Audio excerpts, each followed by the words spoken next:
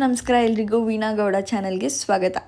ನಾನಿವತ್ತು ಬೆಳಗ್ಗೆನೇ ಬೇಗ ಎದ್ದು ದೇವ್ರ ಪೂಜೆ ಎಲ್ಲ ಮುಗಿಸಿ ಒಂದು ದೇವಸ್ಥಾನಕ್ಕೆ ಹೋಗಬೇಕು ಅಂತ ರೆಡಿ ಆಗ್ತಿದ್ದೀನಿ. ಈ ಇನ್ಸ್ಟಾ ಶಾರ್ಟ್ಸು ಯೂಟ್ಯೂಬ್ ರೀಲ್ಸಲ್ಲೆಲ್ಲ ಫೇಮಸ್ ಆಗಿರೋ ಶ್ರೀ ಕ್ಷೇತ್ರ ವನ್ನವ ಮಂತ್ರಾಲಯಕ್ಕೆ ಹೋಗಬೇಕು ಅಂದ್ಕೊಂಡು ಹೋಗ್ತಿದ್ದೀನಿ. ಸೊ ಈ ವ್ಲಾಗಲ್ಲಿ ನಿಮಗೆ ಈ ಟೆಂಪಲ್ ಬಗ್ಗೆ ಫುಲ್ ಡೀಟೇಲ್ಸ್ ಕೊಡ್ತೀನಿ. ಆ್ಯಂಡ್ ಇನ್ನೊಂದು ನನಗೆ ಇಲ್ಲೊಂದು ಪ್ರಾಕ್ಟೀಸ್ ಇಷ್ಟ ಆಗಿಲ್ಲ, ಅದೇನು ಅಂತ ತಿಳ್ಕೊಬೇಕು ಅಂದರೆ ವಿಡಿಯೋನ ಫುಲ್ ನೋಡಿ ಕೊನೆವರೆಗೂ, ಸ್ಕಿಪ್ ಮಾಡ್ತೀರಾ. ಸೊ ನಾನಿವತ್ತು ಈ ಕ್ಷೇತ್ರಕ್ಕೆ ಹೋಗಬೇಕು ಅಂದರೆ ಈ ಕ್ಷೇತ್ರ ಇರೋದು ಮಾಗಡಿ ಮೇನ್ ರೋಡ್ ಹತ್ರ ಇರೋ ಒನಗನಟ್ಟಿ ಅನ್ನೋ ಒಂದು ಪ್ಲೇಸ್ ಹತ್ರ ಬರುತ್ತೆ ಕ್ಷೇತ್ರ. ನೀವು ಇದಕ್ಕೆ ಬಸ್ಸಸ್ ರೂಟ್ ಯೂಸ್ ಮಾಡ್ಕೊಂಡಾದ್ರೂ ಹೋಗ್ಬೋದು, ಇಲ್ಲಾಂದರೆ ನೀವು ನಿಮ್ಮ ಓನ್ ವೆಹಿಕಲಲ್ಲಾದರೂ ಹೋಗ್ಬೋದು. ಬಸ್ಸಸ್ ಇಂದ ಯೂಸ್ ಮಾಡ್ಕೊಂಡು ಹೋಗ್ತೀವಿ ಅನ್ನೋದಾದರೆ ನೀವು ಸುಮ್ನಹಳ್ಳಿ ಅಥವಾ ಮೆಜೆಸ್ಟಿಕ್ಕಿಂದ ಬಸ್ನ ಬೋರ್ಡ್ ಮಾಡಬೇಕಾಗತ್ತೆ. ಈ ಬಸ್ ನಂಬರು ಮತ್ತು ಸ್ಟಾಪ್ನೆಲ್ಲ ನಾನು ಡಿಸ್ಕ್ರಿಪ್ಷನಲ್ಲಿ ಹಾಕಿರ್ತೀನಿ, ಚೆಕ್ ಮಾಡಿ. ಇಲ್ಲ ನೀವು ಓನ್ ವೆಹಿಕಲಲ್ಲಿ ಹೋಗ್ತೀವಿ ಅನ್ನೋದಾದರೆ ಸುಮ್ನಹಳ್ಳಿಯಿಂದ 12 ಕಿಲೋಮೀಟರ್ ಒಂದೇ ಸ್ಟ್ರೆಚ್ಚು, ಎಲ್ಲೂ ಕಟ್ಟಿಲ್ಲ, ಓಕೆನಾ. ಫುಲ್ ಸ್ಟ್ರೈಟ್ ಬಂದು ಆಮೇಲೆ ಒಂದು ರೈಡ್ ತೊಗೋಬೇಕಾಗುತ್ತೆ. ರೈಡ್ ತೊಗೊಂಡು ಇನ್ಸೈಡ್ 1.4 ಕಿಲೋಮೀಟರ್ಸ್ ಏನೋ ಹೋದರೆ ನಿಮಗೆ ಕ್ಷೇತ್ರ ಸಿಗುತ್ತೆ. ಸೊ ನಾನು ಅರೌಂಡ್ 6:30 ಏನೋ ಬಿಟ್ಟಿದ್ದು, ಬಟ್ ರೀಚ್ ಆಗೋಷ್ಟೊತ್ತಿಗೆ 7:15 ಆಗಿತ್ತು.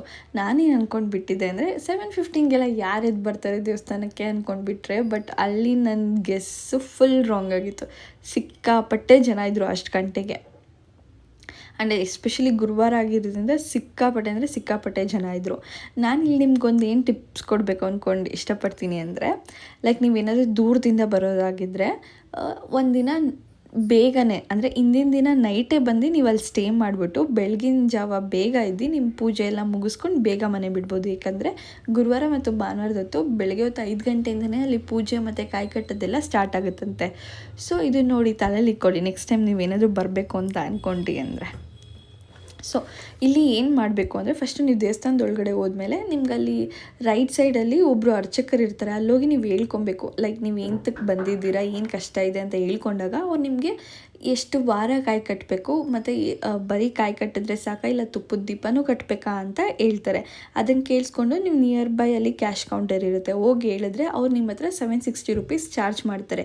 ಈ 760 ರೂಪೀಸ್ ಏನಕ್ಕೆ ಚಾರ್ಜ್ ಮಾಡ್ತಾರೆ ಅಂದರೆ, ಒಂದು ಕಾಯಿಗೆ ಇನ್ನೊಂದು ಏನು ರಾಘವೇಂದ್ರ ಸ್ವಾಮಿ ದೇವ್ರದ್ದು ಫೋಟೋ ಕೊಡ್ತಾರೆ, ಮತ್ತು ಇನ್ನೊಂದು ತುಪ್ಪದ ದೀಪಕ್ಕೋಸ್ಕರ. ಆ ಕಾಯಿನ ಇಸ್ಕೊಬಂದು ಈ ಥರ ಎಲ್ಲನೂ ಗ್ರೂಪಲ್ಲಿ ಕುಣಿಸ್ತಾರೆ. ಅದಕ್ಕೆ ಆ ಕಾಯಿಗೆ ಅರಿಶಿನ, ಕುಂಕುಮ, ಅಕ್ಷತೆ ಕಾಳು ಎಲ್ಲ ಹಾಕ್ಸ್ಬಿಟ್ಟು ಮತ್ತು ಒಂದಷ್ಟು ಮಂತ್ರಗಳನ್ನ ಹೇಳ್ಕೊಡ್ತಾರೆ.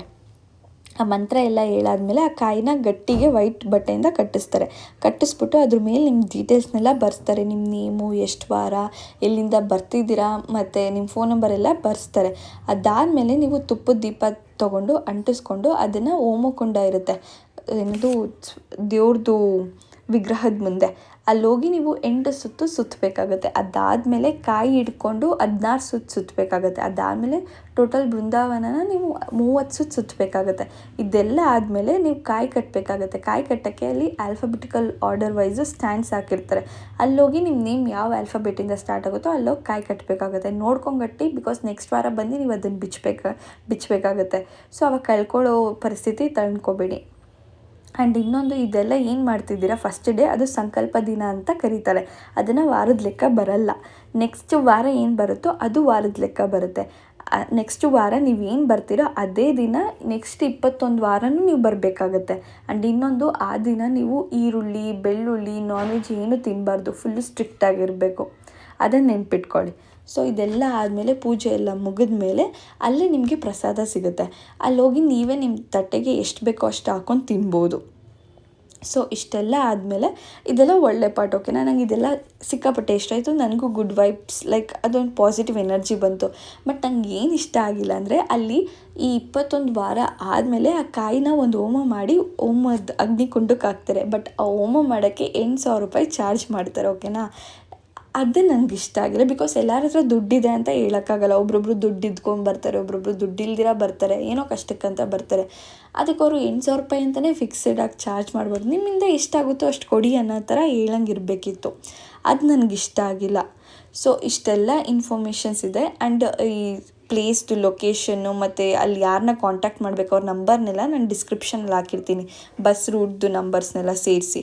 ಸೊ ನೋಡಿ ನಿಮ್ಗೆ ಯಾವಾಗ ಕಂಫರ್ಟೇಬಲ್ ಆಗುತ್ತೋ ಅವಾಗ ಬಂದು ದರ್ಶನ ಮಾಡ್ಕೊಂಡು ಹೋಗಿ. ಸೊ ಈ ವ್ಲಾಗ್ ಇದಾಗಿತ್ತು. ನೆಕ್ಸ್ಟ್ ವ್ಲಾಗಲ್ಲಿ ಮತ್ತೆ ಸಿಗ್ತೀನಿ. ಅಂಟಿಲ್ ದೆನ್ ಬಾಯ್.